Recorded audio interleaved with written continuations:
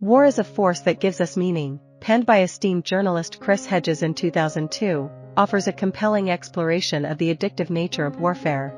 Drawing from his extensive experience covering conflicts worldwide, as well as from literature and historical narratives, Hedges delves into the psychological allure of war.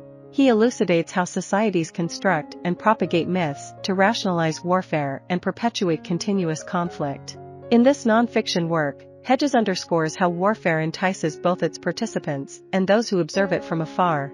He begins by dissecting the mythological underpinnings of war, contending that myth plays a pivotal role in garnering public support for conflicts.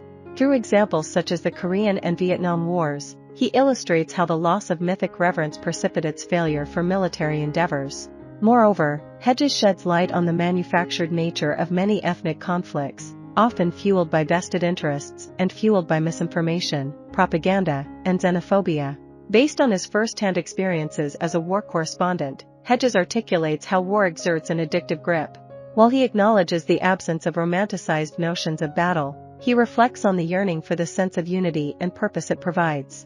Furthermore, he explores the pernicious influence of nationalism, showcasing nations like the United States, Argentina, and Israel as examples where nationalist fervor galvanizes populations in times of conflict, justifying reprehensible actions under the guise of communal struggle. Transitioning to the transformative power of art, Hedges highlights its capacity to humanize and foster empathy towards perceived adversaries. He contends that exposure to diverse cultural perspectives through art challenges prejudices and fosters understanding. Conversely, he laments how art is often subverted or suppressed in conflict zones, particularly when it diverges from nationalist narratives. Finally, Hedges confronts the corrupting influence of power in wartime, examining how nations and individuals wield the authority to dictate life and death. He scrutinizes the moral dilemmas faced by soldiers who must navigate between administering violence and extending compassion. Through meticulous analysis and poignant anecdotes, Hedges illuminates the multifaceted dynamics of warfare, urging readers to confront its seductive allure and devastating consequences. The wielding of power in wartime, as observed by Hedges, inherently corrupts. He observes that the onset of conflict often sparks euphoria and communal celebration, with communities embracing the perceived grandeur of power.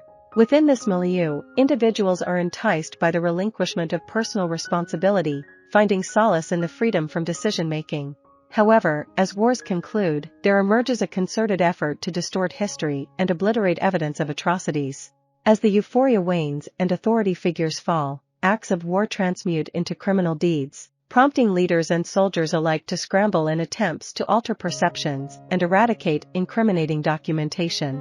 Hedges delves into the realm of journalism, offering a somber reflection on the media's complicity in propagating the cause of war. This complicity, he argues, is deeply intertwined with the mythic aura surrounding war, exemplified by the Gulf War of the 1990s. He contends that journalists, himself included, invariably align with the perceived righteousness of their nation's cause, whether it be rooted in religious or secular ideals.